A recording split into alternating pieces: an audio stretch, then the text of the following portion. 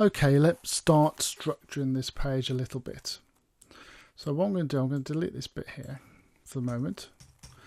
And what I also want to do is I want to have the page centered. I'm going to have around a 960 pixel page, and that's going to be centered in the middle of our browser.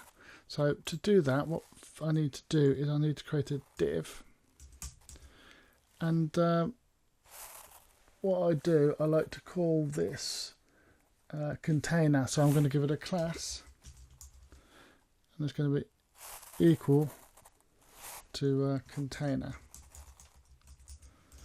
Now this will make sense as you go sort of towards the end, because at the moment, whilst we're not using the CSS, it won't make much sense. So let's just close that div off.